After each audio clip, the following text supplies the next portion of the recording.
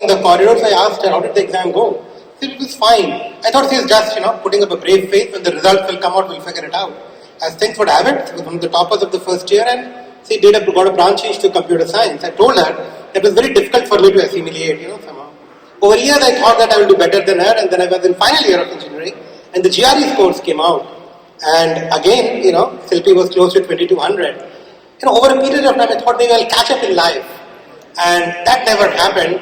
And when it came to GMAT exam as well, she bet me, and as you can imagine, it's an honor and pleasure for me to, have a panel with you. Silpi had a storied career. She did her master's from Ohio State University, worked at Cisco Systems for 11 years in some of their most respected groups, including high-end routing.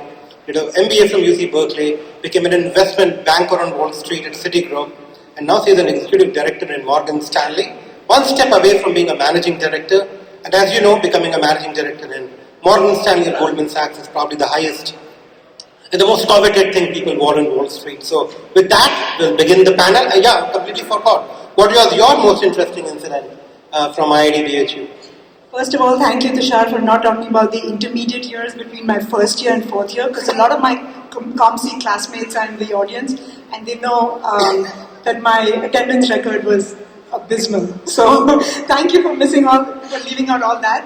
I was just this morning when we were listening to Amit Walia, right, and he's a leader of a multi-billion-dollar infrastructure software company. He's transformed it. But it harkened back to a time when, he said, we all were together when we were nobodies, and that's special, right? So I still vividly recall Amit Walia dragging me, and I'd be petrified of him. So when Morgan Stanley took Informatica public, I was really holding back from letting the investors know who are talking to Amit Walia as a serious leader who can take this company to be the next 10 billion revenue company. And I was like, yes. And this guy dragged me, and I was petrified. I didn't tell them that. Amit, I got your back. Is Amit in the crowd today? Somewhere there. Perfect. With that, we begin the panel. Meenu, we'll start with you. I certainly covered some of your journey, but we'd like to learn more from you. How you evolved as a leader over the last couple of decades across different continents, and any specific things that you'd like to share with people in terms of what you learned, and any challenges that you faced that you'd like to share with people. I would not like to say, bring the touch of what challenges you faced as a woman. We'd like to first focus on the leaders, and then we'll talk about more challenges or societal changes we need to make women be more inclusive with respect to women leaders. Yeah, no, that's a great question, and something I reflect on quite a bit. So my journey definitely has been, I call it non-traditional, and I have, but the one thing that always stayed with me was intentionality. I was always very intentional with what I wanted to do, and I think a part of it was curiosity, always wanted to learn other things and different things. So I have a very diverse background. I did start my early days and career in more development and consulting, but then very soon learned that I really enjoyed selling. And I started selling services, professional services. I've always worked in software companies, so that was like a natural place to gravitate to. But again, very intentionally. And then working in a software company, the realization for me was, why am I selling professional services? I can sell software. So just kind of gravitated to sales roles, and a big part of my career was in sales and software. But then as I was, again moving to the US, and I moved to the US, one of the things that was becoming pretty apparent was every time I was with a customer, my whole goal always was ensuring customer is successful. So when this customer success industry started cropping up and customer success actually became a function and an organization, it seemed like the collision of all my worlds. And very intentionally I decided to move towards customer success. So all of the things that I've done in my life hold me in good stead because the whole go-to-market is broader and broad. And all those experiences, although it seemed very non-traditional and not staying in one role or one function, it really does come together in what I'm doing today. So, and the point about the different continents and the journey is the journey. I definitely feel very privileged that I had the opportunity to work in multiple continents with different cultures and different people, but the heart of it, it's the human connection, right? It's always the human being. So I just say that. That's amazing. That's amazing, Silpi, in your case, really highlight that from being a hardcore software developer, developing high-end routers in Cisco, you became a banker on Wall Street doing M&A. Talk about career transition. Would love to hear from you your own leadership journey, how you have evolved, and now you are leading multiple IPOs and M&As on behalf of the reputed organization called Morgan Stanley. How have you evolved as a leader, first in engineering and then in investment banking on Wall Street? Yeah, first of all, I think, just being a software engineer, particularly in these times, is really the best career you can have from the point of view of, money, compensation, lifestyle, control over your time, and the variety of things you get to do. So I thoroughly enjoyed my decade or so as a software engineer at Cisco. In fact, I was in Sumit's organization, who's right here. So it was a wonderful time there. I had both my kids while at Cisco, so very special memories. The aha moment came for me, though, that sort of prompted my transition to banking, I'd say is, I was interviewing with Google. Sumit, you're not supposed to know that, but yes. So I was interviewing with Google. They offered me a job, and I angled for a higher, base package. And I failed. So I clearly knew I needed to work on negotiations, but more broadly I realized I needed to work on just be in a situation where I constantly had to challenge myself, where soft skills were concerned. So that was one. Number two, I realized the interviews that I was having, they were just incremental in nature in terms of incremental questions that I was asked versus what I was asked 10 years ago. And so it felt like if I'm going to spend so much time away from my two little kids and my family and husband, I wanted to be in a role where I could, every year, I would not just grow linearly, I wanted to grow exponentially. Including your compensation. Good point. That's what investment banking is, I'm just kidding. So that was, and the third thing I would say is I love tech, and I still wanted to, and I loved, problem solving using analytical methods. And so as I was talking to, in fact, I had lengthy conversations with Tushar, who really guided me on this journey. It turned out that banking sort of fit that bill, right? And so now within banking, that transition was hard, but I knew what I was going for. And so it was that will that, Amit mentioned in the morning. It was a little bit of that ambitions quotient that Jagdish mentioned as well. That a lot of that, if you kind of hold on to it and the intentionality that Meenu mentioned, it kind of helps you make that transition, and you have to hustle. As a leader in any role, no matter how senior you are, the CEOs in this room, the VPs, the architects, everybody in this room, they're hustling all the time. And so with banking, I learned to do that. And now within banking, I joined another sort of career where there's very few women. People talk about women in tech. I think women in banking was another place that one sort of has to kind of fight the battle a little bit. But I'll be honest with you that today I'm so happy to see that both men and women alike, the conversation really about women in tech and what challenges women have to face, they're really no longer relevant. In this, especially in the Bay Area, in California, where you have laws where people are required to have, 2 or more women on the board, or if there's more than 6 board members, you have to have at least 3 women. Things are changing. The conversation is very different. And when I advise women who want to join banking and they say, how do you manage your personal life and what's the work-life balance, how do you manage that? I tell everybody, it's not about women alone. Men have to do it as well. Let's get that conversation off the table. Let's just be really good at what we do, be intentional, and once you have a seat at the table, have a point of view. That's fundamentally important for anybody in any role, be it leadership or first-line roles. Have a point of view, and have that point of view be based on either data, a framework, or some anecdotes. Otherwise, it's just an opinion. And be open to other people's point of view. So have a seat at the table, support the causes that you believe in, and leadership will just follow. We are really proud of how far you have come. I remember one of my first conversations with you, and you're like, why should anybody hire me in banking? I was like, you've got 3 qualities that they want in bankers: ability to work hard, humble, and whom everybody likes. And as you can see, you're very popular with your own classmates, and that particular, that particular attitude of ability to work with people has certainly taken you very far. So, really proud of you. We know, what we can say. Shah, that ice cream I promised you. I'll get my check. Thank you. So, moving from that, we'd love to hear from both of you.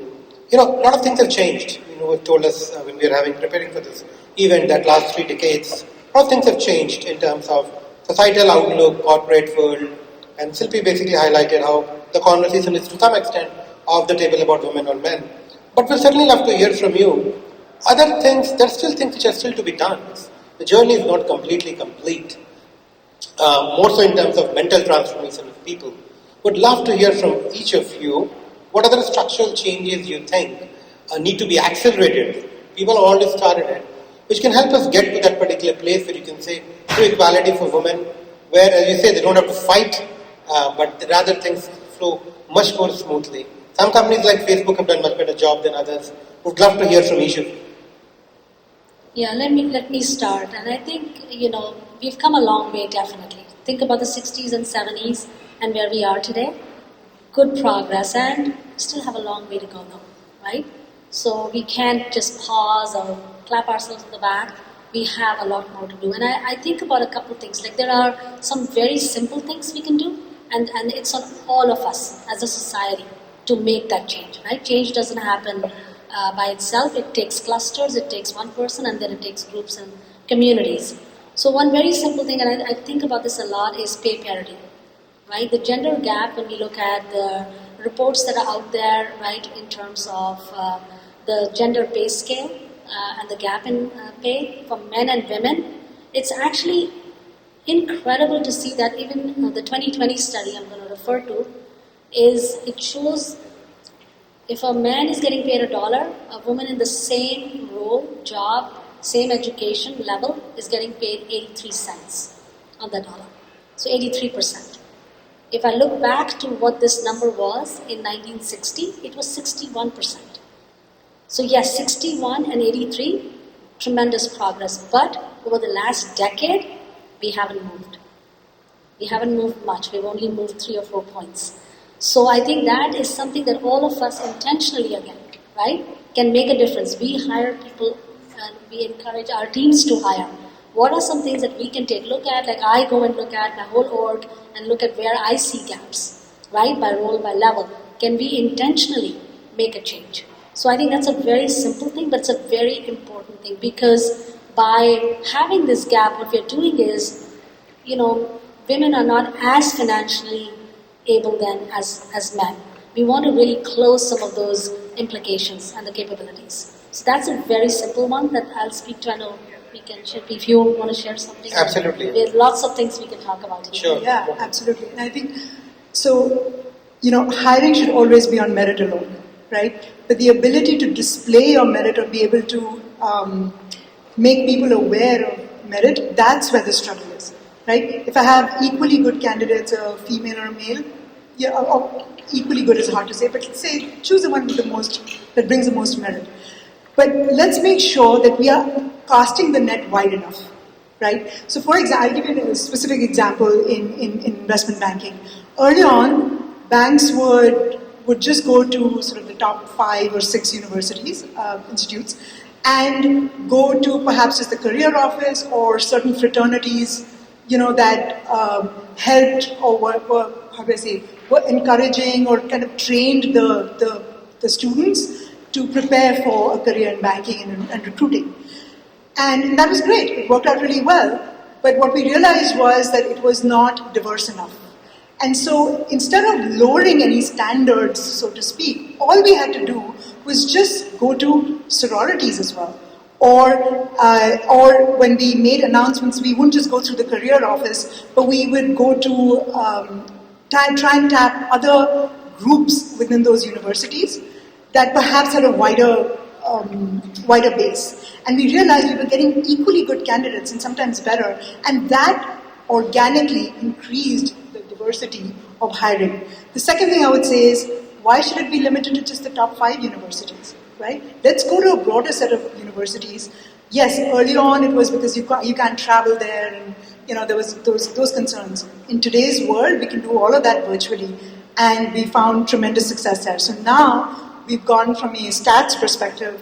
I think where we had, say, 10% women in investment banking, we now had, and I was counting it this morning, 25% amongst the junior bankers and 23% amongst the senior bankers, which means this has been happening over time. And I think so progress is being made, but we need to continue to be intentional about widening the funnel. Yeah, I think great points. Absolutely fantastic. And the other thing I always think about it, there are 2 other things that come to mind very simply. We talk about mentors and sponsors, right? Every single person can mentor and sponsor, right? So I know my leadership journey, I didn't touch on it, but I was very, very privileged to have both mentors and sponsors throughout my life. I seek them out, they help me, and it's something that I very passionately want to pay it forward as well. It's very important to me personally and professionally. I think each of us can take that stance, mentor people, sponsor them. When they're not in the room, advocate for them. I think that goes a long way, right, to help each other. And then I would also say simple things, right? I have seen, you all from BHU here, we didn't have that many girls entering STEM, right? We've seen that firsthand. How many of these women are working today? I have seen my friends, my colleagues, my family drop out of the workforce to care for family, children, elder care, lots of different reasons. But then, when they are ready to come back into the workforce, are we allowing them the opportunity? There may be 5-year gaps, 10-year gaps, 15-year gaps. I think that, again, I take that very intentionally, that we have to do something about that talent pool which is sitting out there waiting in the wings, and we have the power to encourage and bring them back into the workforce. So something like returnships or returners programs. I started this at IBM a while back. Very strong believer in giving women who've taken a break in their careers opportunities to come back. Now at Workday today, we have interns. We bring back interns, and if I'm hiring 100 interns, every one of those internships is open to a returnship. So I think it is on us to tap into this pool. Lots of opportunities, so many great ways for us to encourage and fight for that equality, fight for that equity, and make a change in the society. Absolutely, and before we open up to questions, a couple of key points I want people to remember. One from Silpi, that they've started going to hire people from broader set of schools. Since I was in banking for a brief while before I was in private equity, there are schools which are called feeder schools in banking. One of them I went to is Stern. But over a period of time, it has certainly expanded. Those who are thinking of careers in MBA, they should always remember that getting into one of the top banks is not anymore privilege of only select schools. Things have changed. I want to also pick up on something which Meenu said. Over a period of time, I'm certainly not the teacher of Meenu or Silpi, but I've mentored a lot of people. And you will realize that when you mentor people, help them, you learn a lot yourself. Like I learn a lot in AI and data science and stuff because I interact with a lot of people who are graduating, who are 5 years out of school. And you help them in a lot of different ways. So mentorship by definition becomes a two-way street because as leaders, you cannot remain in touch with everything which is happening in technology. It's a very critical point. And the third thing is returnship. Thank you, Meenu, for highlighting. I remember, Anand Oswal highlighting that for Palo Alto Networks as well. So with that, I think we're also getting close to the time. Just looking at me, I would smile. We have 5 minutes, and we certainly can take at least 4 or 5 questions. So I'd like to open it to the audience. We certainly have a list of questions which we can think about, but would love to give chance to the audience to ask questions to us. And if you don't ask questions, then I will start calling people to ask questions. Very embarrassed from Tushar. Thank you. Any questions, any clarifications you all have? Yeah. Please. Jayam sir? Yeah, please go ahead. I don't have a big, I hope I will repeat your question. Please go ahead. For women to be in sales for in the cyber security area, is it easy or is it very difficult? I have a daughter who's in sales. She's doing very well. And after figuring out the challenges that you face in sales of the high-tech industry, cyber security, things like that. Let me repeat the question that I have when you answer it. Let me just quickly summarize the question. How challenging it is for women to succeed in sales in high-tech industry. Over to you, Minu. Yeah, so I think definitely I would say times have changed. 15 years ago it was not the same, but today I see absolutely no barriers or challenges for women in sales. Right? It is a level playing field, and if you enjoy and are passionate about what you do, you can be as successful as any other person in that field. So no challenges, level playing field, just be passionate. Some of the things should be said, right? You're getting a seat at the table, have a point of view. Have a clear point of view, right? Be data driven or not, but have a clear point of view, have conviction, and finally, I always say this, right? You have to first believe in yourself, and then you can convince the person across the table. So believe. That's Completely important. agree. I'll just add one more thing because I cover cybersecurity and run a number of IPOs in this space, and I meet many cybersecurity companies. Some of the best salespeople are women, and as Minu said, really the playing field is quite level. In fact, how do I say? And I don't want to have it come across the wrong way. If you get noticed, right, because of a certain gender, if you can now bring to it great content, true client service spirit, there's no holding you back. Makes complete sense. And I'll say one more thing. I was in security, so I did security as well at IBM. So, and I'll just take her point. Some of the best saleswomen, right? So I won't say any more. Completely agree. And my request to men, which I've always observed, is what you can do to facilitate better representation of women in sales is whenever you're organizing events, try to make sure and think that they're women friendly. I know a lot of time people in sales want to bond, late night parties to certain places. Remember, try to organize things, make it early evening, or make it in such a way that women or people with families can also attend it. That's something that you can do from your side to bring it more coherent. I have been in situations where I've seen that things have been structured in such a way, not Enron kind of style, but where women just have a challenge being there. So this is something which men can do over a period of time. Any other question we have in the crowd? I think we have another minute or two. Please.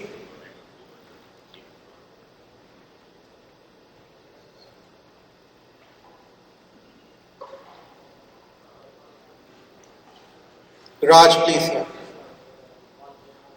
Raj, your voice should we give him the other mic, which Jay had? Raj, you want to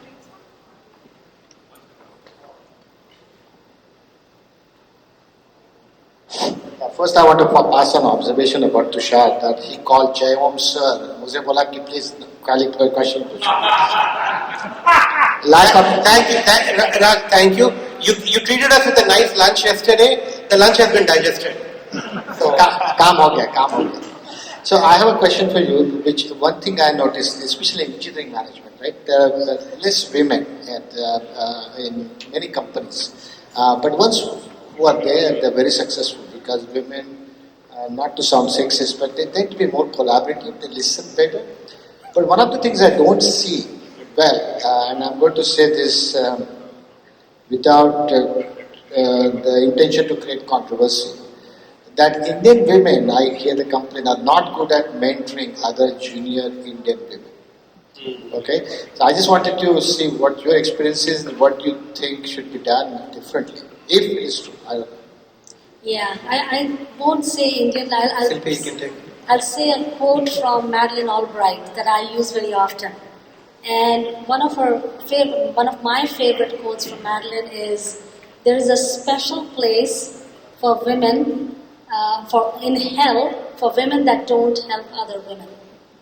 Okay, and she said it, and she believes it, and I believe it. So it's almost like, yes, I'm saying it's a societal thing. Everybody should help, but women helping women is absolutely a must. Right? Absolutely. So, and Shilpi, if you wanted to add, I know we've talked about this so much. Yeah, no, and it's a question that has actually troubled me as well. And what happens is we're so accustomed to thinking, oh, it was all of our effort that we've reached where we have, and there's obviously lots to go, that we made all this effort, why should we easily help somebody else? And I think what they have lost, and Meenu mentioned, you get so much out of mentorship and sponsoring others. Again, men and women, those who show initiative, those who are proactive, those who are hustling, we owe it to them, men or women, to encourage and mentor them, right? And we get as much out of it as they do. So I think the conversation, and you bring up a very good point, Raj, the conversation has to be around what mentors can get out of it. You're not just doing this for, to help others, you're also doing it to help yourself. Makes sense. We'll conclude in the time as the soon as the stop sign. IIT you guys are amazing. We helped women when we were in college, took notes to their girls' hostels, very considerate to them, paid for their tea sometime in cafeteria. We're still very good for them right now. Things have changed a little bit, so let's treat ourselves as a role model and conclude the conversation. I love Thank that. you. I love that. And we are very humble. I have one more plan.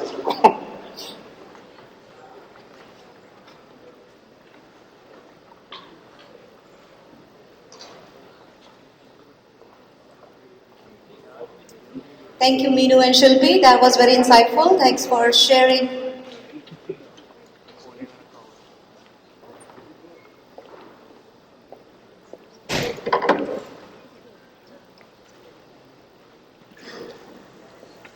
Thank you for sharing. Can you hear me? Hello? Yeah. Thank you for sharing your journey, your challenges, and your successes with us. That's amazing. And Shilpi, thanks for drawing that circle. I want to draw a tangent to that circle. So Meenu is not only your sister's batchmate, she's my brother's batchmate too, it turns out. So it's really, really a small world. Well, moving on, we have a Kahoot question. Can we advance the slide, please?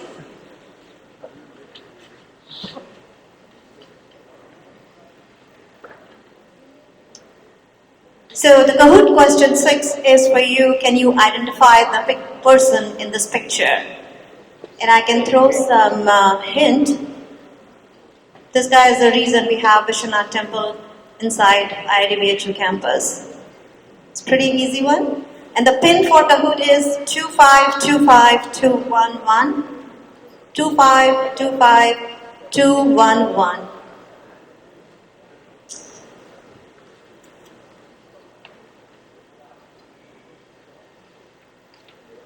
Alright, moving on to our last track on the high-tech track. I will invite Tushar Kant again to continue, moderate our next fireside chat, which is on-prem to SaaS model transformation.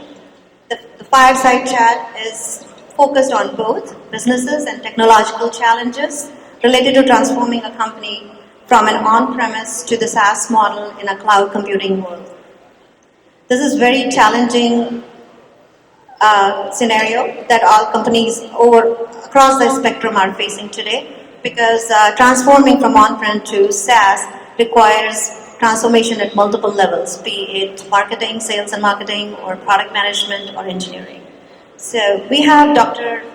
Raj Yavatkar, class of 1980, who is the CTO of Juniper Networks, and Sumit Arora, Chief Development Officer at ThoughtSpot, as guests for this panel. And our good old Tushar will continue to moderate this panel. Thank you, Tushar.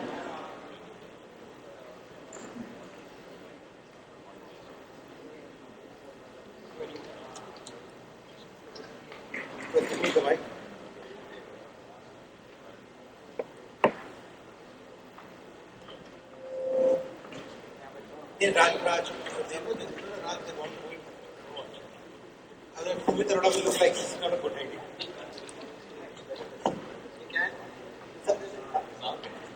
Farah. Get to the interview. So, since we have been asked to, kind of hasten up the panel a little bit, I'll get straight into the introductions. Dr. Raj Yavatkar, name does not need introduction in Silicon Valley. He had a storied career at Intel for 18 years, including last 10 years as fellow of Intel, was a fellow at VMware, and worked for Google, helping with the Google Cloud before he became CTO of Juniper Networks. One thing which I always remember, and I'm by the way very honored, Raj, to be on the stage with you. On June 9th, 2000, I remember when I was in Intel, Raj was a senior principal engineer and I was an entry-level software engineer. I wanted his attention, so I stood outside his cube while he was on a meeting call for 2 hours. So when his meeting ends, I can just go and tell him, Raj, hi, I am Tushar. I had to exchange emails with him. Raj, thanks for all your blessings and your support. Today I have the honor to be on the stage with you. Thank you. Sumit Arora, I still remember, when I met him for the first time, he's the topper, the gold medalist of electronics and computer engineering 1995 batch.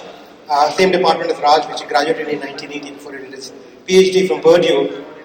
Sumit, he had a storied career at Cisco Systems, as Silpi said, there are a lot of people here who have worked in Sumit's organization, like Anand Oswal, who was here earlier on the stage, whom he has groomed a lot of IIT-BHU alumni over a period of time, including some of my classmates from IIT-BHU. And right now he's Chief Development Officer of ThoughtSpot. One incident which I never forget, I first met Sumit when I was sitting in room of Vikram Kumar, his classmate who is here right now from India. And Sumit was also the mess manager of his batch. So, he came and wanted to settle the mess bill with him. One thing I have to really ask, and Raj was also mess manager of one of the messes called Chhatrapati Shivaji mess. After the meeting is over, after this panel is over, you guys can stop them and ask them, how come the mess bills were so high when the quality of food was just so amazing? So, we need to understand that equation really well. But with that, we'd like to get into the panel discussion itself. This panel will touch upon one of the most interesting discussion, or rather challenge, which the technology industry is facing, which is on-prem to SaaS model transformation. We can call it CapEx to OpEx model changes. And we are going to touch this problem from two aspects, product and engineering, and then from the business aspects of it. So, Raj, will start first from the product and engineering aspects. I would love to hear your thoughts from VMware, Google, and Juniper in terms of, architectural changes, multi-cloud offering changes. I'll open the floor to you to first give us a good sense of what is it you're seeing hands-on right now in terms of product and engineering challenges for moving from on-prem to SaaS. So I can give a concrete example, right? VMware in 2016 decided to sort of start moving the VMware infrastructure as a SaaS, some of the products into SaaS products in cloud. And the biggest challenge on product side that the product definition is very different. Typically, on-prem product management teams tend to look at customer requirements, standard process of ARDs and all that. SaaS is a very iterative process because you're going to put something out on the cloud, and I think Sumit is a better expert here. He has transformed ThoughtSpot from on-prem to SaaS company actually. So the mindset to product management has to be very different. You have to really live the day-to-day consumption model of the SaaS. And for that, the product definition, product evaluation is very different. Engineering, similarly, but much bigger change in engineering. Because on-prem products have typically waterfall life cycle, they have moved to agile life cycle recently, but still when you do SaaS products, you are putting out changes, updates every day. You have staging infrastructure, so completely different culture, mindset has to be developed when it goes to engineering also. So those are the two challenges. Makes sense. Sumit, would love to hear from you. Yeah, thank you Tushar, thank you Raj. I just want to, if I may, give a shout out to my classmates, Sandeep, Tej, there is Vikram, and actually anyone from the 95 batch. So good to meet you all today. Only 95 batches clapping, others can also clap. Yeah. So Sumit is just afraid that Sandeep is going to heckle him, so it's like to... So I think Raj gave a very important point there. Just a little bit about my recent experience. In the last 3 years, we completely transformed ThoughtSpot, which is a data analytics company, from a software company to a SaaS company.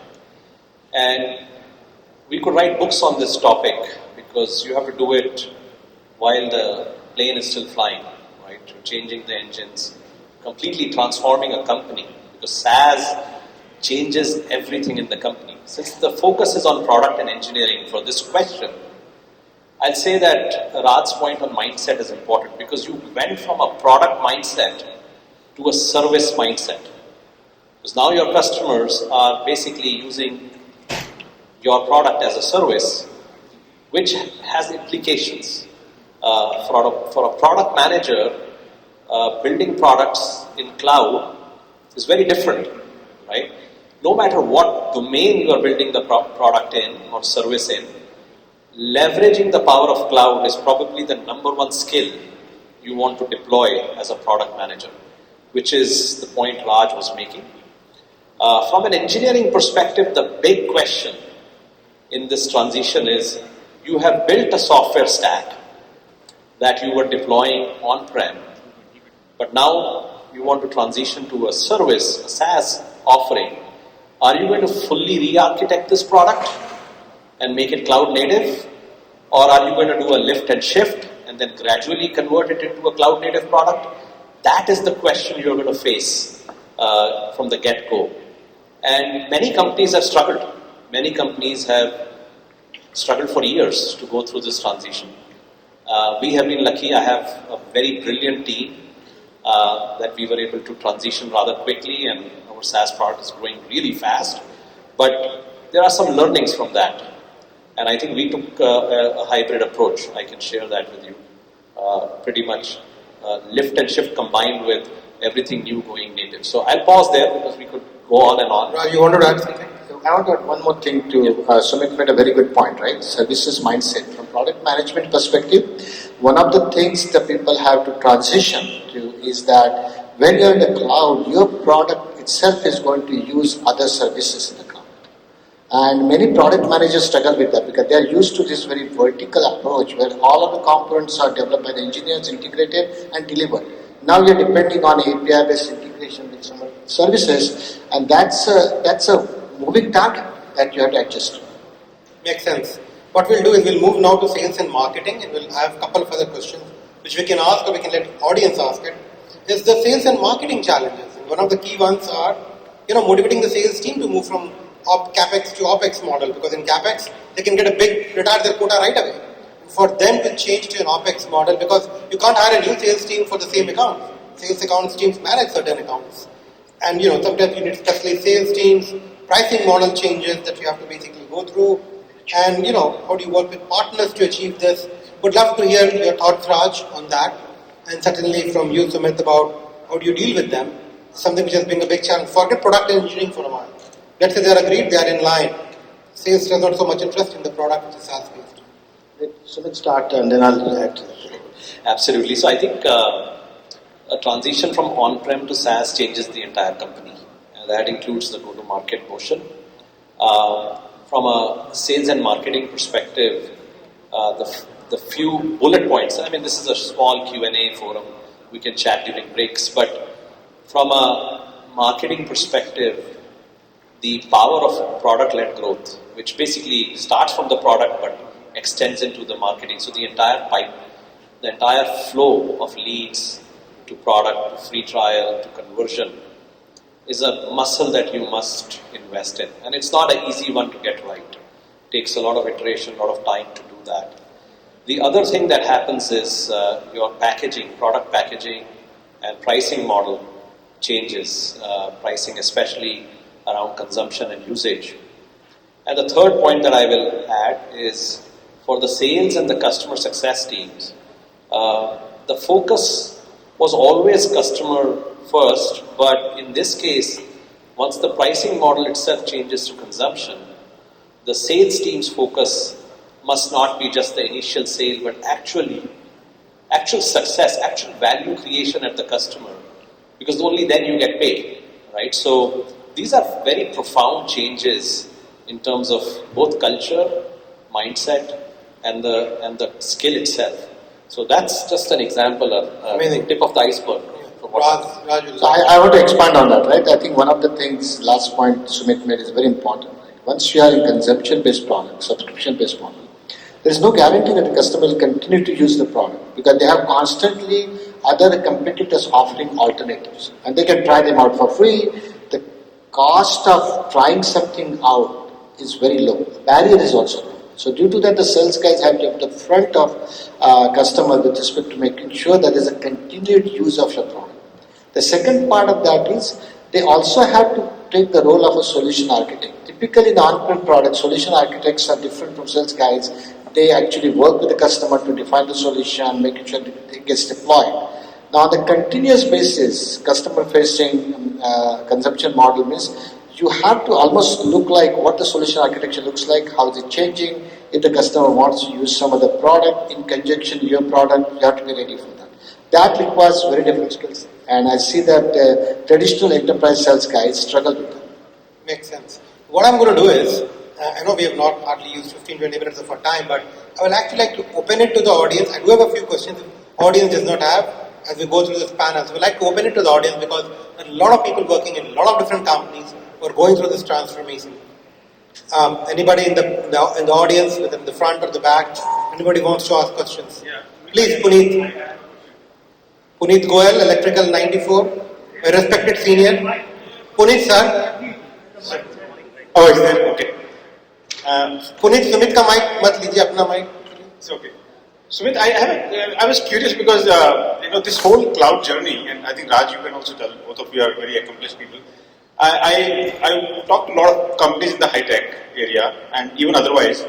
When they're going for cloud, I see a trend where either they're trying to moderate what they're spending on cloud because they don't know when the tap is on, it's going on. Or they are actually trying to see when this AWS and Azure, all these companies are coming, they're coming with their own tools and applications.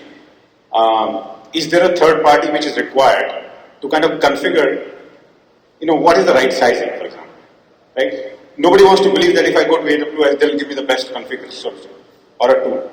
Any thoughts around that? How can this thing be kind of optimized so that the cloud journey continues? Yeah, so thank you. And guys, there is a mic there which people can use for asking questions. So I think good question. Let's start with the cost management, right? One of the challenges customers face is cost management, right? Because this is like you go into the cloud and you open up a water tap and you get a water bill at the end of the month and you don't know that there's so much being used. So one of the things people look for is training up their user of the cloud-based products. People don't know whether to use a small instance, large instance, how much to do. So if I was providing a SaaS product, I would proactively try to educate my customer base about their usage, the consumption-based model. And in fact, one of the things that Google started doing when I was there is that just to offer a dashboard to give you suggestions on where you could optimize your usage and improve the efficiency. That's one thing can be done by the SaaS provider as a differentiator in our. Yeah, I'll just add one thing quickly, Sumit. It's a very good role model in AWS's CloudWatch, CloudTrail products, which helps you optimize your cost and performance. Over to you, Sumit. Yeah. Hey, Puneet, I'll give you a stat. We grew our cloud business by 125% year over year, and we grew our cloud spend by 0. So the point I'm trying to make is absolutely for anyone running a cloud business, you should invest in cost. And cost investment is a function of both awesome discipline, but also it goes all the way from architecture, right? How you build your SaaS service, how you provision customers, how you manage resources, how you optimize resources, how you shut down things that are not being used automatically. There is a lot that you can do, and it's absolutely worth it. I think you asked a good question there. Absolutely worth it to invest in a person or a service that helps you maximize outcome. And also the tools, right? You should use the tools. The CloudWatch-like tools are more focused on infrastructure usage. When you have a SaaS service, you have to worry about your SaaS, your operating the service. Getting a feedback-based analytics tools is also very important. Absolutely. We'd love to take a few more questions. Yeah, Jagdish, please. Okay. Yeah. So, if you look at SaaS, there are a couple of different architectures, right? So you got the single tenant, one version of the application, everybody uses that. That's one kind of architecture that companies have followed. Notably people like Salesforce, right? So then you also have this multi-tenant architecture where it's sort of pseudo SaaS, right? So it's not one version of the application, but they're spinning up instances in the cloud and they're sort of letting ServiceNow, for example, follows that kind of a model. Any thoughts on kind of these patterns you guys have seen, and have you gone through that kind of journey in your own sort of on-prem to cloud transformations? Yeah. So, huge shout out to Jagdish as well. He's 1995. Anyone 1995 is awesome. All right. So, That's only 15 years older, that's all. so Jagdish, we actually went through that at ThoughtSpot. ThoughtSpot is inherently, the nomenclature is reversed from what you said, but it's the same question. ThoughtSpot is inherently a single tenant architecture. And that was awesome for a company that is on data, because people like isolation in data and state. There is so much privacy and other concerns, security concerns. So the way we have evolved the architecture is our original stack remains single tenant. So you create a single instance per customer. Customers love that. They love that. They love that because they know that both the runtime and the state is isolated to them. But as we embrace cloud, you have to work with the cloud ecosystem to move innovation faster. And our new services are multi-tenant, but the way the multi-tenancy is planned, there are two important things. One is the runtime environment is multi-tenant, but the state is still isolated by tenant, even in the multi-tenant instance. And the second piece that we are making sure we do is, even the multi-tenant architecture, you could create a private instance for a large corporation when needed. So by doing these things, we meet both market access conditions, because to do broad market access, you need to have lower cost. So we are able to hit that with our multi-tenant architecture. But we are also able to serve the Fortune 5, the Fortune 100 by having a dedicated service to them. So this is serving us well, just something. Kind of a combination of the two. Yeah. One thing I would add, multi-tenancy right from the start, architecture is important. You cannot design a product nowadays without multi-tenancy. But to Sumit's point, you still have to do country-specific, corporate-specific instances where you can protect and isolate data. Because that's a requirement nowadays in Germany and European countries, that you have to provide data isolation. GDPR. Yes. GDPR is one example. Let's open to one or two more questions. We have a couple of minutes left. I also want to give a hint to people. Oh, please, because 95 batch, electronics that also, we have to give him a chance. So I have two questions, one for both of you and one only for Sumit. Sandeep is the mess bill. So you guys talked about the engineering transformation, you talked about the go-to-market transformation, maybe some color on revenue model transformation, especially from an on-prem to SaaS. My second question for Sumit, how come my mess extra bill was so high and yours was zero? Yeah, very important. We need to figure it out. So I think I will start and hand over to him because he has to talk a lot more. Some scams will come out The today. revenue model transformation is the biggest challenge. I think you go from this ELA-based model, and one of the companies I work for, it sells lots of products bundled together as ELA. A lot of them is shelfware. They actually don't get installed, but you can book the revenue for them. That's a very good model, right? But when you go to suddenly the SaaS-based model, you're going to get a lot less revenue, and it's a lot more transparent, right? Whatever is being used is being charged. So that's a big transformation both for sales teams as well as the company itself. And people struggle with that because you have to change it completely. Sometimes you have to add completely different sales force as overlay specialists who can do that. Perfect. And Talking about the mess, I just want to point out, since it looks like you're the mess manager like me, I won't name the name, but one of the most prominent batchmate of mine, who is the multi-billionaire, threatened me with violence once because I stopped his eating in my mess because he had not paid the bill for 2 months. So basically, becoming a mess manager can be a physical threat, and you don't have medical It's a insurance. very dangerous profession, I must tell you. Absolutely. So before Sumit answers your mess bill, I'll give a trick to those who are trying to sell SaaS products. I worked for AWS for years, and with enterprises across every vertical that you can think about. If you're having challenge getting any traction with people in the IT or business units, organize an EBC, an executive briefing center. Go to the very top of the companies, flow them to your headquarters, and they get the idea in terms of expenses, business model, revenue model much more closely. And once they basically send it down, and engineers and sales may not like it, it does work. A little bit of friction, But if everything is failing, and we did that every day in Seattle with enterprises. So with that, we'll let Sumit Arora finally answer, how did he manage to buy almost like a Mercedes when he was still an engineering student? All right, it's all about the revenue model, Sandeep. So your first question answers the second question. But look, I was somewhere. I was at lunch yesterday, and I mentioned I'm from electronics in 1995, and they said, "Oh, the only person I know in 1995 batch is Sandeep Mendiratha." Said somebody in this room. And when you're so popular, what happens is people come to the mess. They say, "Oh, sir, kiske account mein likhna hai? Sandeep ke account." Right? So, Sandeep, good answer, dude. You have to give a choice. You can't say you're not popular. People did not like it. Your friends did not visit you. Sandeep, you're lucky. You're blessed. You had an amazing bill because you had such amazing friends. Exactly. You're popular. That's the answer. Absolutely. Friends, this was an amazing panel. And I want to get the last word if you don't mind. Yeah, Since please. he has been touting 1995, I want to call out the 1980 batchmates I have here. Harinath Ram, Rajesh Kumar, Ranjit and Kailash. I must tell you that since we are talking about bragging about batchmates, Kailash is the genius who basically architected Zscaler's entire scalable architecture. Absolutely. And before that, he did Netscape. And Kailash sir is from the hometown of Yogi Adityanath, which is Gorakhpur, if I'm correct. And for those who don't know, he had a JEE rank of 100, but he chose to come to IIT BHU because IIT BHU any day was better than IIT Kanpur. Thank you. And with that, we want to end this panel. Thank you. Thank you. Thank you.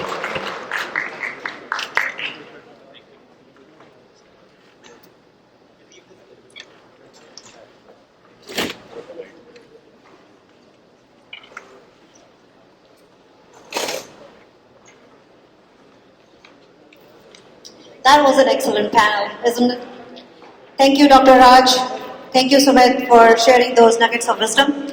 I personally take 3 key nuggets from that discussion. To succeed in a SaaS environment, you need to create stickiness, so that you need to create value for your clients and showcase them in terms of an ROI, which is impacting basically their bottom line. That is the way to succeed in the SaaS environment. And let's take a minute and move our spotlight back on BHU. Can we advance the slide, please? And while you're doing that, since we are going back to BHU, I have one more fun trivia question, and I think many of you will be able to answer that here. So, who can tell me which boys' hostel back in the BHU days, from my time, has been converted into a girls' hostel? Kya baat? Yes, SC Day is the hostel that has been converted into a girls' hostel, so girls have privilege of having their own hostel. It's beautiful. And now I hear actually there is a 6th floor brand new hostel for girls, and they're really, really cutting edge. So as many of you know already that IIT BHU Foundation is working as focal point for the flow of donors' contributions to the institute, as well as the updates from the campus on the progress of the implemented projects. So this foundation is committed to shaping IIT BHU's future as global capital of knowledge, and this is being done via 3 main streams. One is campus infrastructure research, sponsorship and faculty support, scholarship and financial aid for students. I would now like to invite Asit Goel, who is the class of 94 and VP of Marketing at Universe Corporation, to have a chat with Arun Tripathi, class of 97, EVP, Head of New Secured Business at Guaranteed Rate, and also the President of IIT BHU Foundation, and Vikas Agrawal, class of 95, and Ramesh Srinivasan, class of 82, CEO of Agilysys, and share with us the latest developments from the IIT Foundation. Thank you. Thank you, everyone. Can you hear us? Yeah, that's good. Can everybody hear us in the back? So the panel will talk about IIT BHU Foundation. I know some of you have heard a few things about it. There are many questions. So I'm really excited to have this panel here with us today. And can we advance to the next slide, please? Because I know we've gone through the introductions, but I really wanted to point out a few things. So I've got Arun here, who's the president of the IIT BHU Foundation, accomplished corporate executive. I've got Vikas Agrawal, accomplished entrepreneur from 95 Chemical Batch. and we've got Ramesh Srinivasan, who's the CEO of Ageless, a board member, a really inspiring alumni for us to look up to. So we are going to get started. We'll have a few questions, but if there are any questions in the audience, it's kind of hard to see with all the lights, but we'll throw it over to the audience towards the end. So Arun, my first question to you is, what is IIT BHU Foundation? First of all, thank you for having us, really, and thanks for the question too. So, IIT BHU Foundation is really a platform. We are trying to connect our donors with the institute. That's our main goal. We have singular purpose to raise fund for our institute because we feel obligated, really.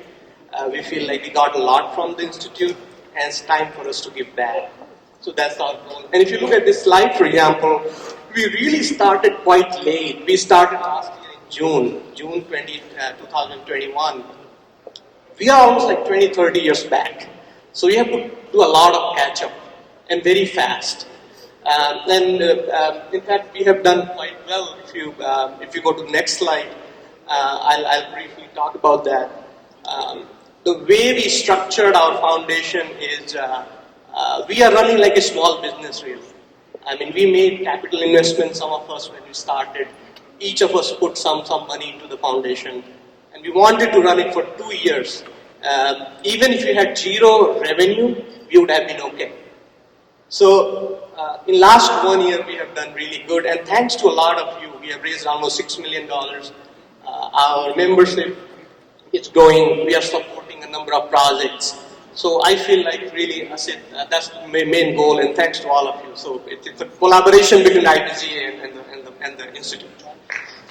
Thank you. Vikas, I'm going to take the question to you. Can you tell us a little bit more about the impact? I know Arun mentioned the number of, the dollar amount of the revenue raised and the donations and all that. Can you talk a little bit about the impact that you guys are trying to have? Absolutely. So Rachna just talked about the girls' hostel. So the hostel I stayed in 30 years back, were already 50 years old when I went there. And the state of the institute was, there were 3 students per room when we decided to do something about it. Okay? So the money that is here is going to fund infrastructure to help students with their life on campus, hostels, student activity center, so they can participate and make friendships and bonding with other students. Classrooms, research projects, scholarships. So there's a lot of impact that we are able to make on campus. And you're able to see some of those slides here. So Jay Chaudhary, very successful alumni, he donated $1 million to support different programs on campus. So we started a speaker series to bring some of our accomplished alumni to speak to all the people and talk about the latest things that's happening in Silicon Valley, right? Go back a couple of slides. Go back. One more. Yeah. So, Dr. Deshpande, he happens to be an IIT Madras alumni and MIT alumni, but his dad went to IIT BHU in 1948. Okay, he donated $1 million to fund the library and renovation of the library at IIT BHU. Amazing contribution. This is Naresh Jain. He's a 1967 graduate, and he's also a member of the board of the IIT BHU Foundation Board. And he donated money to a brand new school of decision sciences that was started on campus recently. So that means creating a new building and creating a whole new program on campus. So think about that. That's amazing work. I will let Ramesh take this. So Ramesh, he will talk about why he was willing to donate this to campus. He put in $1.3 million to fund a brand new facility so the students can go and participate in sports activities there. It's a brand new sports campus on campus. Thank you. So, can we go to the next? And this one, Nikesh Arora, very famous entrepreneur and alum of IIT BHU, he donated $2 million and he set up an endowment to fund scholarships for students. Last year we gave out 22 students studied for free. And this is a perpetual endowment, and we set it up in such a way that anybody can donate it and contribute to scholarships for students. Big impact. When I went to school, college, I don't even remember how much I paid in tuition, maybe 500 rupees, 1,000 rupees. Right now, the tuition is several lakh rupees, and a lot of students cannot afford that. And this scholarship foundation is meant to support those the kids who cannot afford the tuition today. Thank you. Can we go to the next slide? So I'm really excited to share that we do have a message from Nikesh Arora. He unfortunately couldn't be here because of some other commitments, but there's a small message that he wanted to share about the value of why he donated what he did. Can you play the video, please? I've been blessed that my early days at ITBHU allowed me to go out there in the world and have some very interesting goals in my life. And I always wanted to give back. And I've been struggling trying to figure out what's the most effective way to give back to the next generation. And as I toyed with the idea and talked to various people at the Institute and around the world, I realized that I could give back to the Institute and build more infrastructure, but that's the role of the Institute. They should be doing infrastructure because that's what they do. But I want to give back to the students. And I think there are so many smart, inspired young students out there. It's important that, but part of it is that very smart people are aspiring to become engineers at ITBHU, and it's important that they shouldn't get constrained in their learning for the lack of ample financial resources. So we've initiated a gift. I have tried to rally other alumni to contribute to the same scholarship. My aspiration is that anybody who needs financial aid at ITBHU should be able to get it so they can concentrate on their studies and go out there and change the world. Very inspiring. So very inspiring to hear that. So I think as you're talking about this, right, I wanted to take this option because Ramesh here was as a board member, but also made a personal donation to the foundation. Ramesh, can you talk a little bit about why did you choose to give? It was emotional. So when I went to ITBHU in 1977, that was the very first college or a campus university I've ever been to. And it was not just the first one that I had been to. It is the very first time that anybody in my dad's ancestry had ever gone to a college. So ITBHU means a lot to me. That was my first chance at freedom, a first chance for me to express myself. So I was there in ITBHU obviously for 5 years, and then immediately thereafter I went to the Indian Institute of Management, Bangalore. For a couple of years. All my education is in India. So all those 7 years, I got to live in world-class campuses that really helped bring up our family, not just me, but our family. And when I was in BHU, I studied on 170 rupees a month scholarship. That's all I had. I developed my debating skills. People always used to say, this guy is very passionate about debates. I had no interest in the topic. I just desperately needed the prize money in order to pay for my food and other things. So that's how I survived. Then when I got into IIM, I got through the entrance exam and all that, and then realized my family couldn't afford it. Coming from a poor family like I did, I was about to give up my IIM seat when a company in Chennai, based in South India, for no reason at all, they just heard about me from through someone, and decided, we are going to help you get through IIM. You can't give up the seat. We are going to pay for your food and for your tuition and make sure you get through MBA. So that's how companies and people there helped me. And this was my chance to give back, right? And it was emotional as well.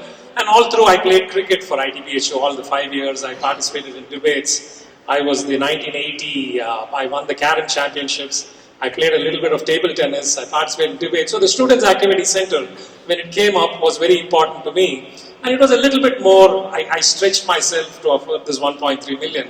I've still not had the luxury of living in $1 million home in the US. So it was well beyond, not well beyond, a little bit beyond what I could afford.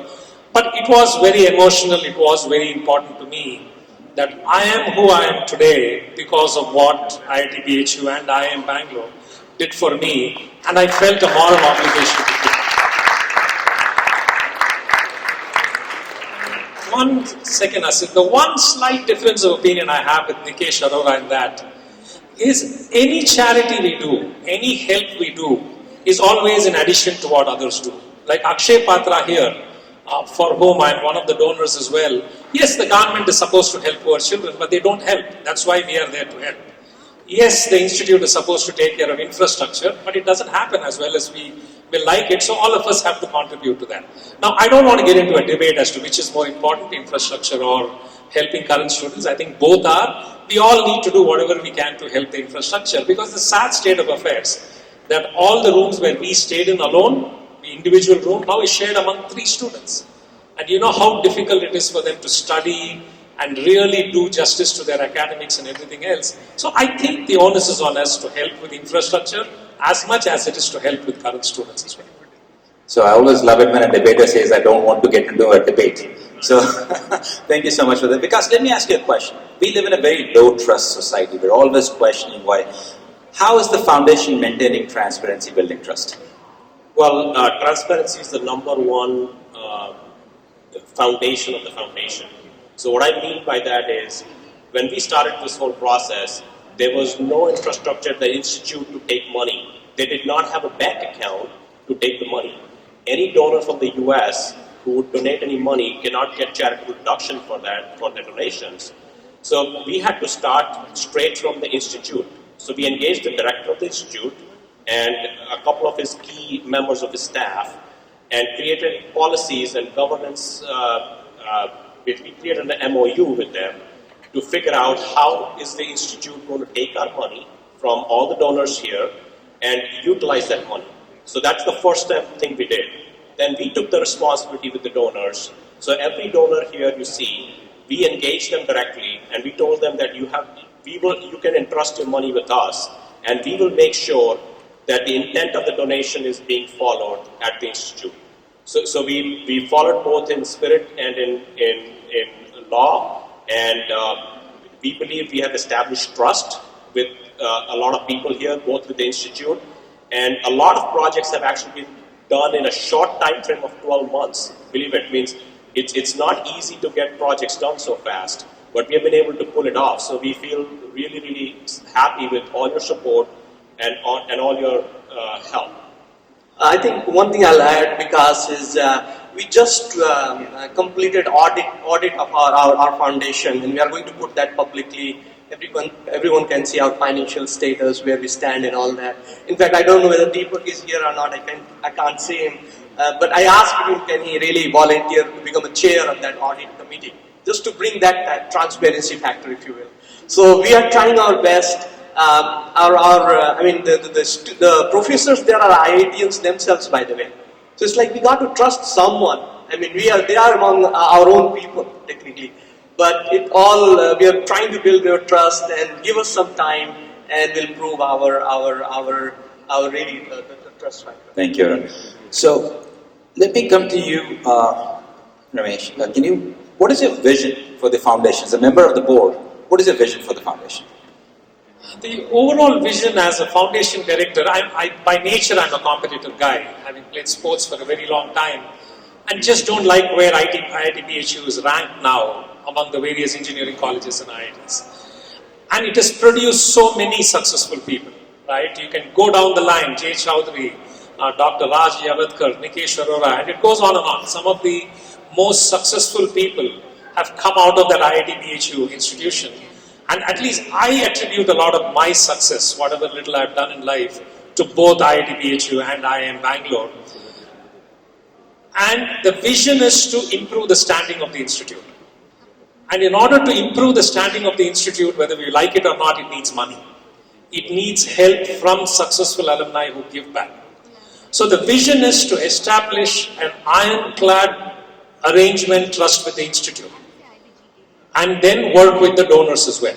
So there are 2 different parts we have to manage. One, we have to make sure that our arrangement with the institute works perfectly, works efficiently, and works to your last dollar. We need to make sure that is true. And now we have to work on the donors as well. People like Vish Narayanan and so many others contribute so much to that, to convince the donors that this is a good cause for you to contribute to. The overall vision is to increase the standing of the institute, to increase the standing of IIT BHU into a world-class institution, much more world-class than what it is today. That's the ultimate goal, and what we are doing is one small contribution towards that. Arun, anything you want to like to? You want to No, add to that? I think that's exactly our vision. We are, I think, 10 or 13 ranked. We got to be in top 5 really. I mean, that's where we belong. Because that's how capable we are. I mean, just look around. I mean, there are the most successful people, the most accomplished people sitting around here. So why are we number 14, number 13? We got to be in top 5. Thank you. Vikas and Ramesh, this is a question for the two of you, right? As an entrepreneur, as a CEO, you're often kind of balancing demands between competing needs. How do you do this at the foundation with all the needs that the institute has? So a couple of things. So when I've been in 3 very successful publicly traded enterprise software companies, none of them are based in the Bay Area, so you don't know about any of them, but that's a different matter for a different day. So when you are a CEO of a big public company corporation, it's all about resource allocation. Whether it is time or it is resources, it is limited, right? All of us have only 24 hours a day and all of us have only limited resources. So in resource allocation, some of the toughest decisions you will make are what not to do. What to do is fairly easy. It is fairly easy to decide, I need to do R&D, I need to do marketing, I need to do sales, I need to do service support. That's easy. What you need to focus more on and what you need to focus less on is what the most difficult thing is. So in this, we are trusting what the institute is telling us. Some of the difficulties we have with donations today is everybody wants to give a donation in their own image. I am in this particular industry, so I will give so much money in order for you to do something for that industry. Somewhere along the line, we have to trust the institute. The institute director is telling us that helping students and helping infrastructure are the top 2 priorities. So we can't assume that we are so smart that we can completely overrule the director. So we are trusting what the institute is saying. Very dire infrastructure needs. When I go back to my metallurgy department, the labs look almost the same as it was 40 years ago. I could almost attend class today in the lab and do reasonably well because it's pretty much the same equipment that was there when I was there in 80, 81, 82. So there are dire needs for infrastructure, and yes, the current students who need help also need help. So we got to trust what the institute says are their needs and keep our focus on that and not take it in 15 different directions based on our own 15 different experiences. So what we are trying to do is keep the focus on what the institute wants, keep our focus on helping that and not get ourselves into too many different things, not get ourselves into politics and too many different conflicting priorities. So that's how we are keeping our focus on what to do, and more important than that, what not to do. We are avoiding all the noise and just keeping a single-minded focus on collecting donations to improve the institute, students and infrastructure, along with it academics, professors, contributing for chairs and everything else. We are keeping our focus on a narrow set of objectives to improve the institute. Vikas, anything you want to add to that? No, that was pretty comprehensive. I mean, we are focused on student impact. So hostels, classrooms, brand new classrooms being built right now on campus, huge need. We are trying to help with scholarships, as Nikesh said. Labs, right? Every department needs new labs. How can you do any cutting edge work without new labs? So we are also helping with speaker series. Okay, so successful alumni from the US can talk to students on campus, and with the with Zoom technology and everything else, we're able to connect the dots. And that's a big deal. It's never happened on campus. It's amazing. Thank you so much, Vikas. Arun, in the last minute that we have, what is your one ask of this audience? I really have one ask, just one ask today. Today I have come here to represent the foundation, but it's not one person's job, it's like many people's job. So we are asking, come join us. We are looking in our board of directors. If you can spend time, please come and talk to us, because we need your mind share. We are not the smartest group of people here, so we definitely need your help on that. Thank you. Vikas, anything you want to add to that? Well, I would challenge 50 people to give us your support, right? You can give us $100, whatever you're comfortable with, but I really need to get your support here to validate everything we are doing. We've worked really hard over the last 3 years to make this happen. We already raised $7 million. We have a few $1 million in the pipeline right now as we speak. So we really need your support. So I need 50 people to put in some contributions here, because that's the money we really need to fund to the institute. And all the money we'll collect, these guys don't know this. I just came up with this.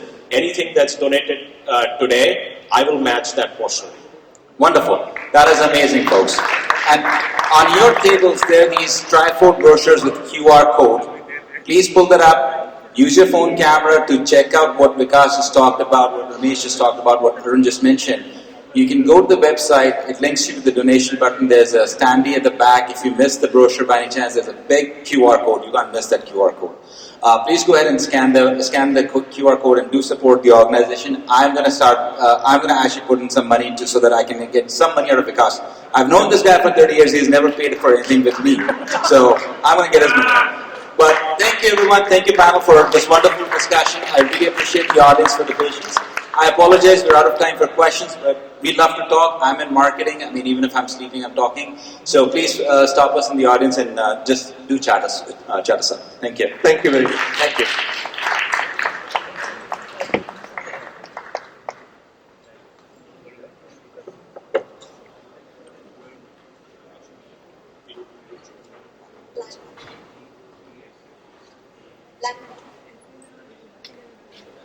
You have it.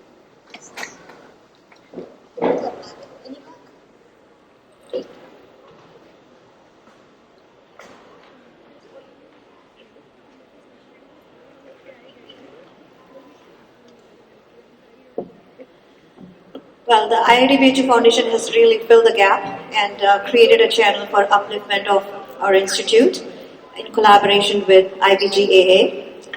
Thank you all for your wonderful and diligent work. Now let's shift the gears a little bit and get into our second track for the day, which is healthcare. Our healthcare segment has 2 sessions, and first one being a keynote on future of health technology by Dr. Ajit Singh. Dr. Ajit Singh, class of 85, and he's a managing director and partner at Artiman Ventures. Dr. Singh will talk about how digital health has rapidly entered our lives and promises to make healthcare more personalized and precise. He will share his vision on the future of health technology and his personal journey from IIT BHU to becoming a very top investor in Silicon Valley. This session will be hosted by Vikas Agrawal once again. Vikas Agrawal, class of 95, co-founder and exec chairman of Leverix Technology. Please welcome Vikas and Dr. Ajit on the. Thank you, Rajda. I'm an amazing speaker here, so please pay attention to him.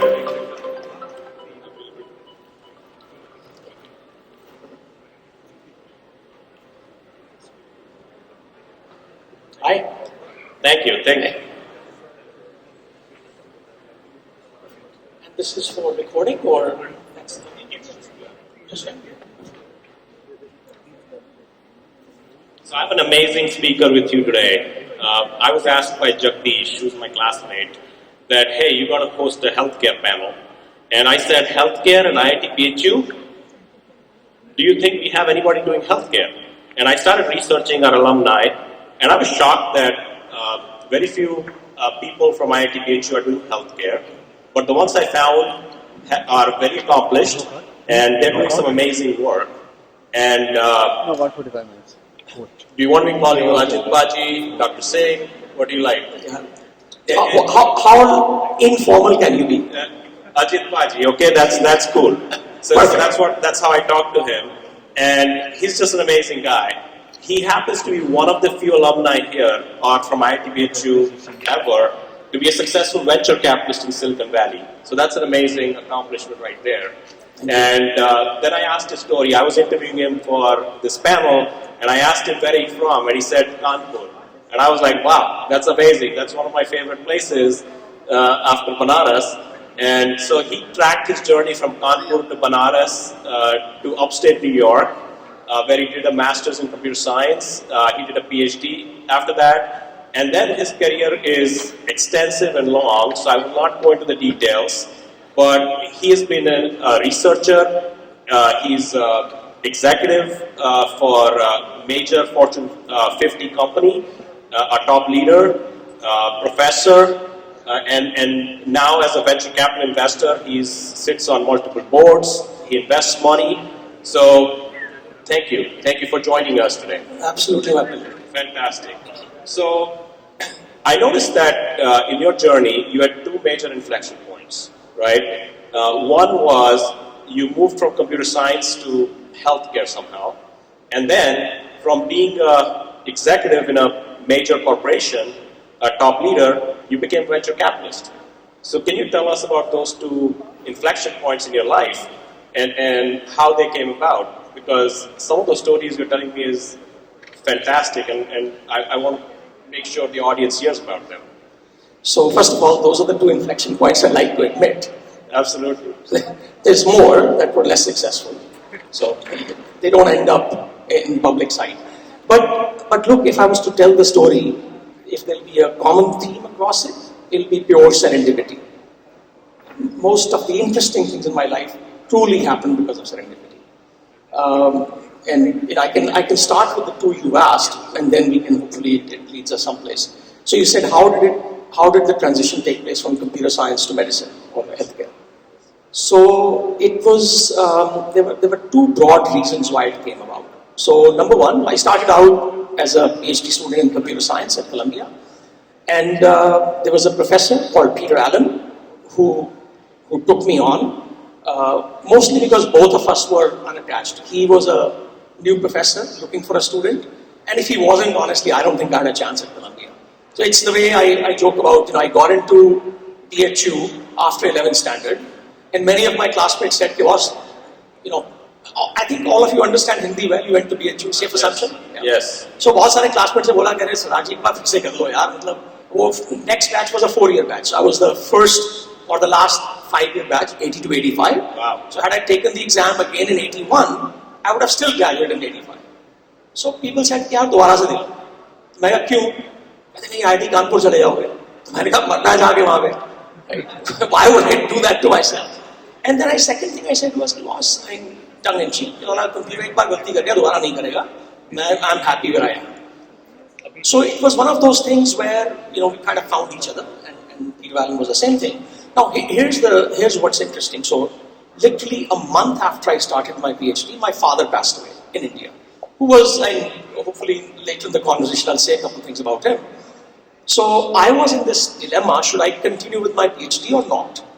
And if I was to continue with my PhD, I had to have some way of making money in addition to my scholarship.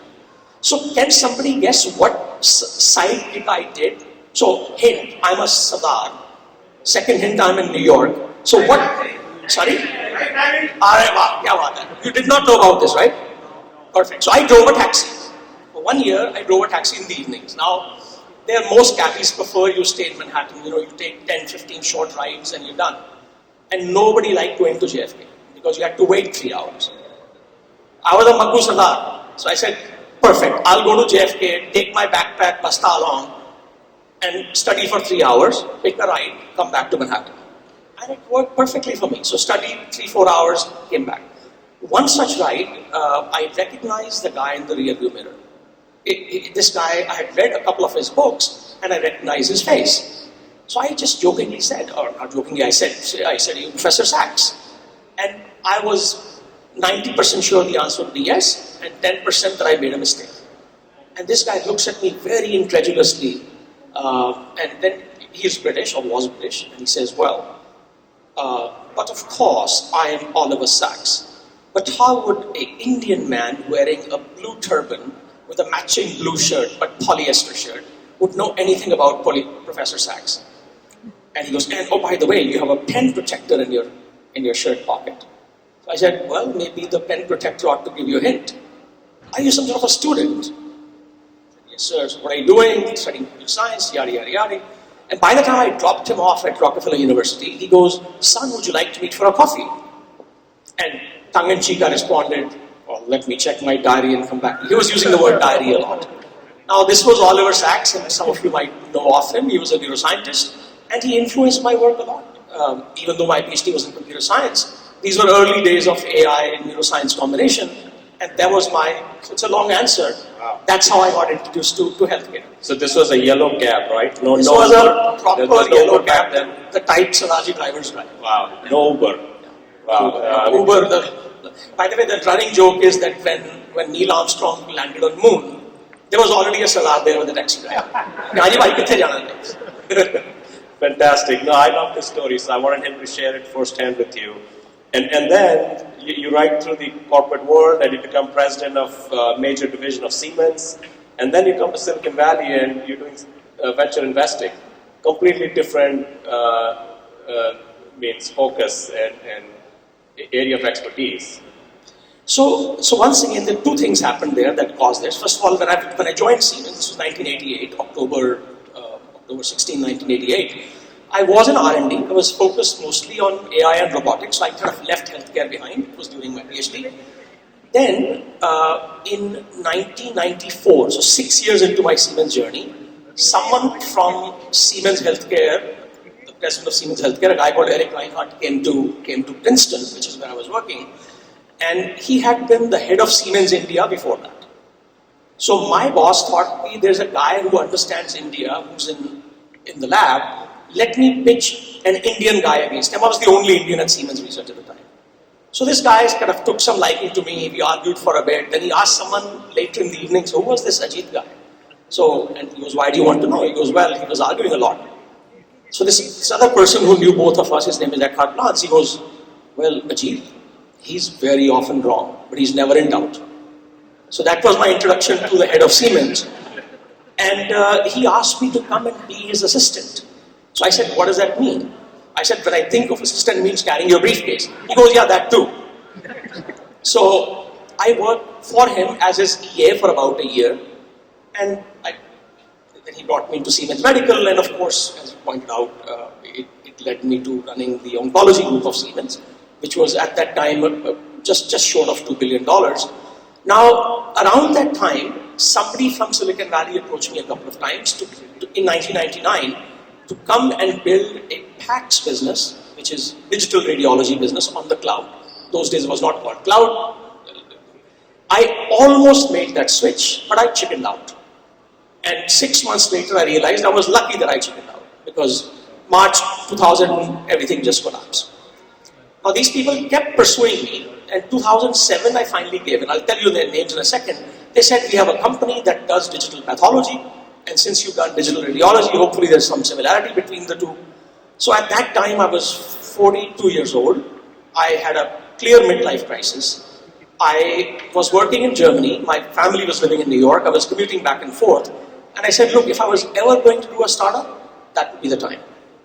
So I left in 2008, literally 20 years to the date at Siemens. Now again, perfect timing. I left on September 3rd, 2008. Joined September 6, 2008, and September 17th, Lehman Brothers collapsed, and then everything went to hell. So I escaped 1999, Silicon Valley, but I didn't escape 2008. I had so much difficulty raising money for my startup. And then these wonderful people from Ardaman Ventures came to my rescue, and as luck would have it, we were acquired by Roche within about 19, 20 months of starting. And Ardaman suddenly thought, yeah, wow, this is more than 10x return in less than 2 years, healthcare must be really good. This was their first healthcare investment. And lo and behold, they said, would you like to come and do healthcare at Ardaman? So what's the common theme across this? Common theme is pure serendipity, pure absolute serendipity. None of this was planned. And sometimes life works out according to a plan, but most of the time it doesn't. Most of the time it is just somehow a random walk where you run into some interesting opportunity or interesting person, and latch on to them, and then that leads you to where you are today. Absolutely. Maybe it's called sheer luck.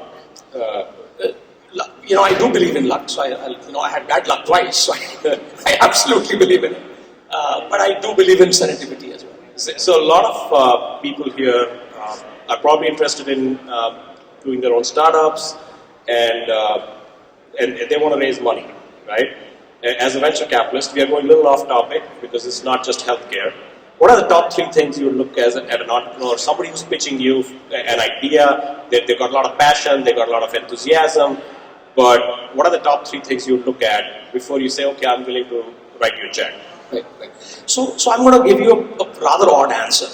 When I was at Siemens, I was often accused, Ajit only hires his friends. And I said, yes, I do. I only hire my friends. And they said, why? That's nepotism, etc., etc. Okay, I mean, at the end, what are we solving for? We're solving for good results. Now, of course, we're solving for fairness, we're solving for equal opportunity, all of that. But you cannot solve for everything.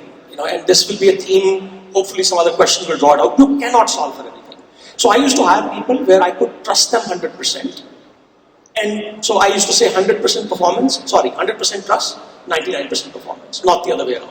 If it's 99% trust, I don't know where the other shoe will drop. So I was very comfortable being iconoclastic. I was very comfortable. And of course, this was a different era. I would not say publicly I only hired friends in 2022. That will not work. But this was a different time frame. In how we fund startups, and a lot of it has to do with the philosophy of Ardham Ventures, which I really buy into. We are tongue-in-cheek called the pre-PowerPoint firm. If you already have a PowerPoint deck, it's too late to come to us. So ideally, we'll come get to know you much before you have an idea. So how would that happen? That would typically happen if you're my friend. Right? Now, I'm not suggesting I invest only in friends. It's not true. What I'm saying is, I would rather become friends with you first before I invest in a company. Why? This is 10 to 15 year journey. So if you're spending money in an early stage startup, it's not a 2-3 year flip. And generally speaking in healthcare, there is no 2-3 year flip. It's a 10-year journey. You have to plan for a decade. I have to see your ugly face every day for 10 years. I better be friends with you. So, or you have to see my ugly face every day. So we better be friends. So, summary, I would rather get to know a person really, really, really well as a human being, as a thinker, as a brainstormer, as an arguer, before it will lead to an investment. Criteria 1, and then criteria 2, 3, 4, and all similar to everybody else. Has to be a good idea, has to be a large business, large market, has to have good technology protection, and so on. So what we just heard is, if you want a check from him, the line starts in the back, and after this panel, he's going to talk to you, because everybody here is a friend of yours. So we should, absolutely, or become friends. So thank you for sharing that.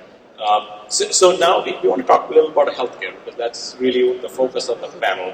So we went through COVID. Why did this panel come together? Why are we spending time in healthcare here at this conference?